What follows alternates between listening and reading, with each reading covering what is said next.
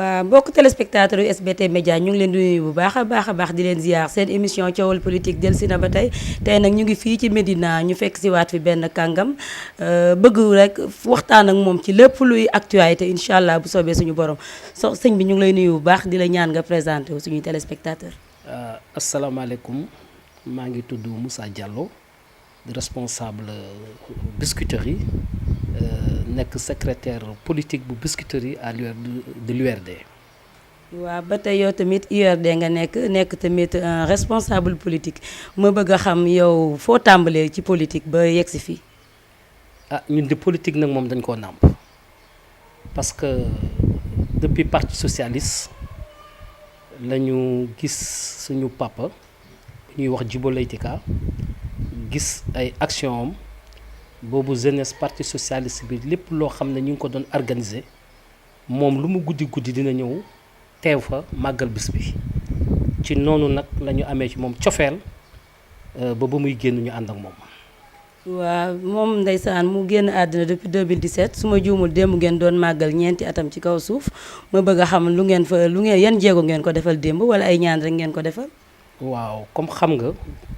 ñun Djibo nga xam ne ay doomam lañu doon ànd ak moom boobu amuñu 35 ans ba yàlla def suñuy at gën a yokku te soxnaam Kumba Ka doon ko defal ay ñaan këram bi yoon nag ñu ne nañu jug ñu ne ay doomam daal di koy defal wàcce kaamil te siège ba ñu ko defaree wàcce kaamil ba pare def nañu aussi benn point de presse wàcce kaamil bi nag moo ñu gënoon a tax a jug pour ñaanal ko suñu di ñaan suñu borom mu xare ko àjjana mook mbooleem jullit mais aussi ñu def ko ci benn contexte bi nga xamante ne ni Covid 19 mi ngi fi pandémie bi ñu daal di koy limiter pour respecter quand même les instructions du ministère de la santé loolu la daal. léegi bu ñu juumul nee nga ngeen doon respecté kii yi nu mu tudd sax Covid 19 oblige mais est-ce que gis nga ne réew mi fi mu ne nii nit ñi respecté nañ loolu surtout yéen politiciens yi ndax foo toll ñu ngi def ay regroupement te pourtant bu keneen génnee def lii rek ñu indi safaan loo gisee loolu. waaw xam nga réewum Sénégal nu ma la ko mën a waxee dafa bokk ci réew yi nga xam ne ñoo gën a am liberté ci monde bi parce que ku jug yaa ngi dox say soxla. yaa ngi dem yaa ngi ñëw xëy na xalaat yi ak gis-gis yi ñoo tolloowul mais ñëpp xam nañ ne àdduna wërngal këpp Covid bi mi ngi fa kon donc nit ku nekk ci sa niveau de responsabilité ngay war a mun a jëfee moo tax ñun suñu niveau de responsabilité nga xamante ne nii ñun moo ñu soxal ñun noonu lañ koy doxalee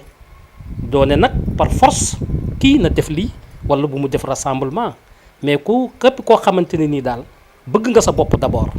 bëgg sa askan ndax bakkan moom amul prix moo tax ñun suñu niveau de responsabilité moo doon ñu respecter vraiment les mesures barrières. d'accord léegi ma bëgg a xam fii au niveau de Biscuiterie ma bëgg a xam sa base fan nga toll ak yan ambition nga fi am. bon man sama base à Biscuiterie d'abord suñu parti dafa joxewoon ay instructions maanaam ci inscrit di daal di wutal boy yi ay certificat de résidence. pour ñu dem inscrire ji d'abord ci yooyu lañ toll woon vraiment dugg nañ ci bisimilah rahmaani rahim ni ñu waroon a gis yëpp gis nañ leen waxtaan ak ñoom tatagal leen wala lañ yoon bu ñuy jaar léegi nag phase boobu moom jeex na incha allah beneen phase bi bu ñëwee lépp lu ci war rek dinañ ko ci def. waaw léegi yow yan ambition nga am yow aussi en tant que politique. ambition moom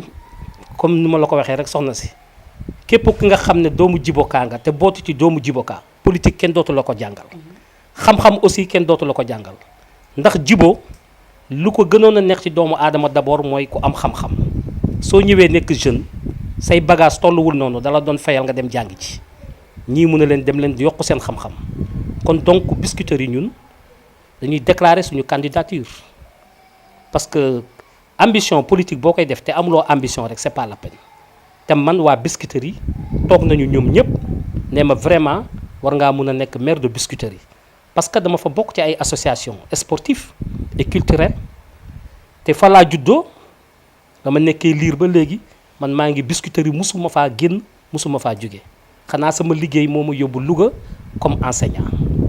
kon daal nga bëgg a wax ne Biscuiterie kon jox nañ la bopp te am nga yaakaar ne boo fa nekkee candidat mën nga fa jël mairie bi. bu baax a baax ndax dama yaakaar ne li xale man kenn du ko dénk mag waaw te yaakaar naa ne politique man kenn dootuma ko jàngal ndax comme ni ma la ko waxee politique dama judd fekk ko suñu kër màgg ci namp ci xam ko xam ni ñuy doxalee commune kon man Biscuiterie jox nañ ma bopp ndax man doomu Biscuiterie laa. mais est-ce que am nga man de man samay douté wu est-ce que am ngeen yaakaar ne sax ay élections législatives dinañ ay élections municipales dinañ am pëccoxoo bi bëri na ki ñuy wax fii ñuy wax fële te ba léegi ki nga xam ne mooy buur di bumbi daal waxagul dara lu leer am ngeen yaakaar ne élection dina am. non buur di bumbi moom gëwuma ko parce que réew ay institutions moo koy doxal te je pense que un pays démocratique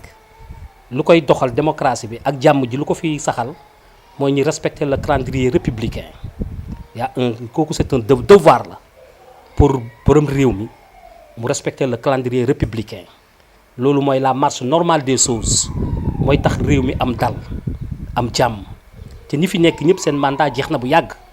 xëy na kay Covid bi moo retardé situation bi mais dañu war a dem élection moom ala kulli xaal.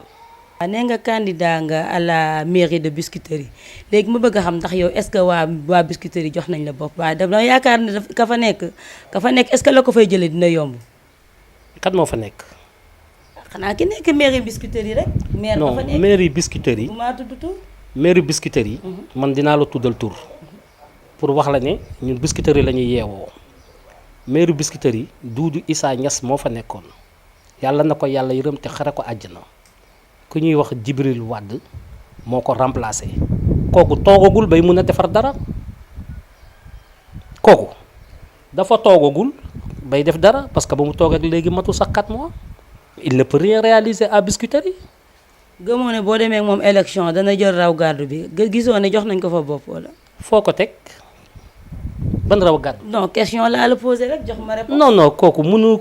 mënul am foofu raw gàddu parce que moom pur la bokkoon xam nga moo tax élection yi dafa am particularité parce que population bi ñooy fal maire dootul conseiller yi moom foofu la jaaree woon pour mën a doon lu mu doon tey mais bu dul woon problème mu conseiller du jege maire bi. dafa mel ni yaa ngi koy défier nag ni ma la déggee nii da nga koy défier de. mais soxna si man li ma lay wax nii dama ko maîtriser xam nga lu waay doonul taalibeem doo doon sëriñam man dama doon taalibe bokk parti socialiste moom école. may jàngi école yaa ngi may dégg di jàng ci parti socialiste URD am benn école boo xam ne musul tudd turam te ku xam école URD xam ne Djibo Leyti Ka suñu papa ñun mooy suñu école ma jàng fa di jàngi école dem wuti métier parce que nee naa la man je suis instituteur kon amul ku fay taxaw sur le plan intellectuel sur le plan xam politique yaa ngi dégg man nga naan ma yaa ngi leen di défier dama leen di défier parce que loolu ñuy bugg di wut man maa leen ko gën a xam parce que man dama ko nàmp jàng ko loolu moo tax ma ne la ñoom moomu Djibril Wade bu fa nekk moom pur la nekkoon ci conseiller municipal bi la jaar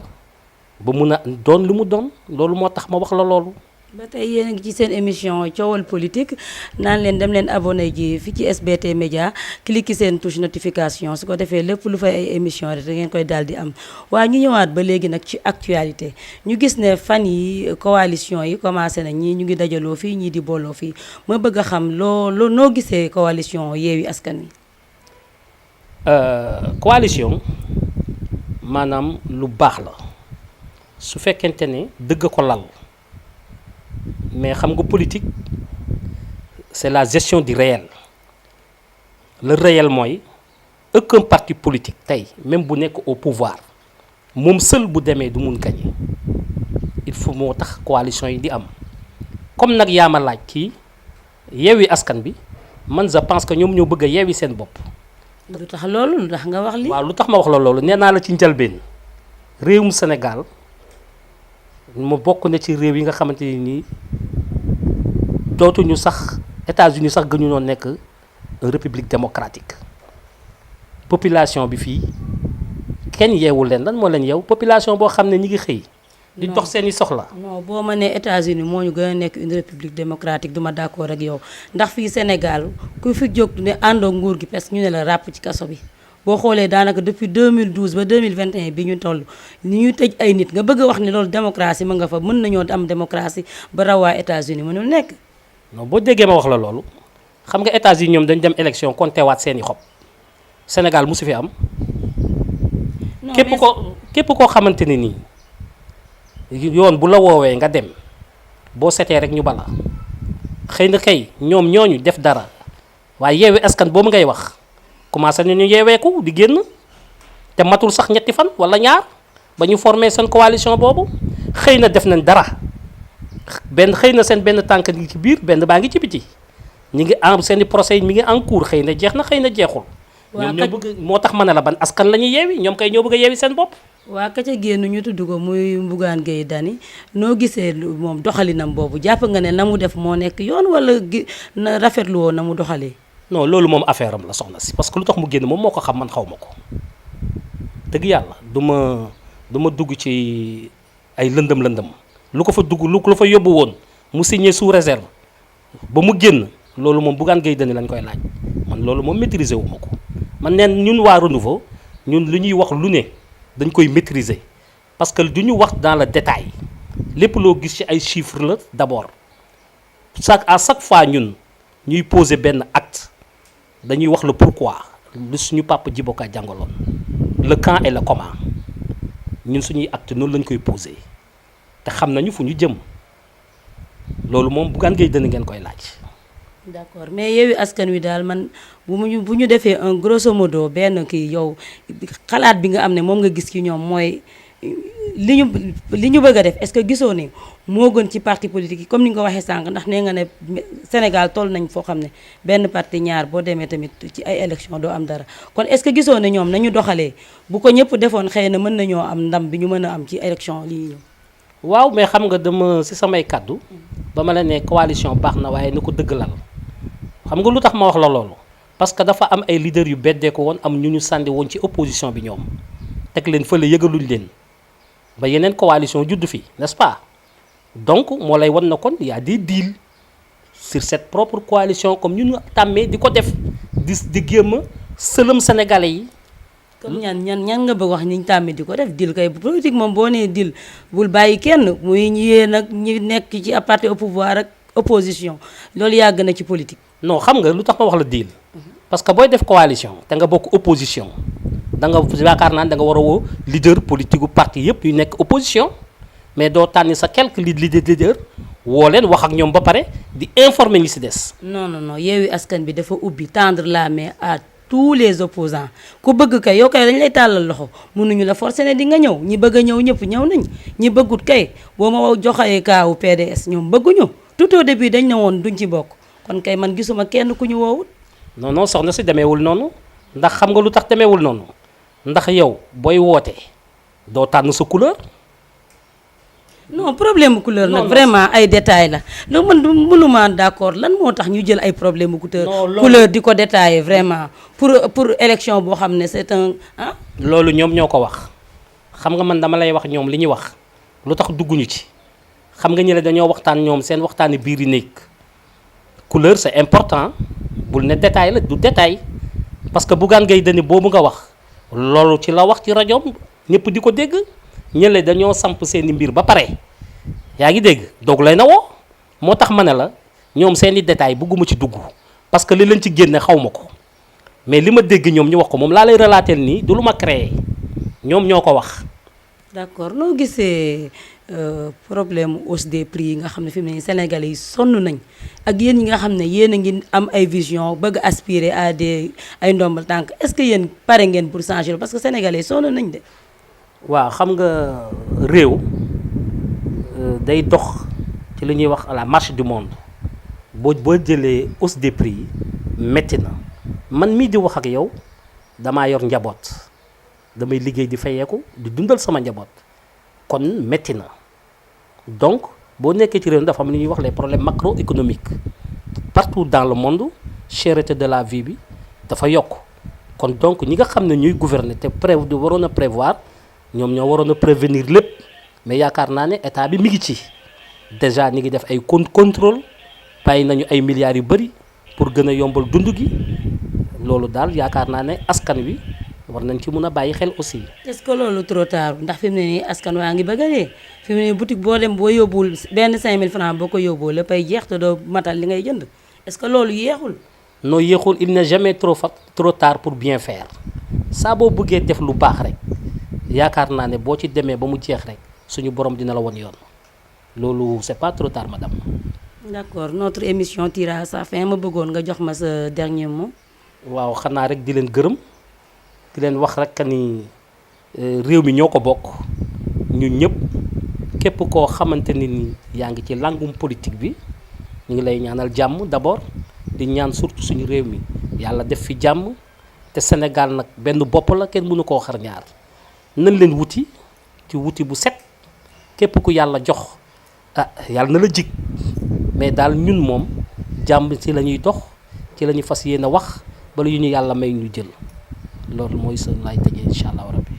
ok mu nekkoon seen émission coowal politique xanaa ñuy jox téléspectateurs yi ak suñu mbokku internet yi rek ci beneen émission coowal politique bu soobee suñu borom.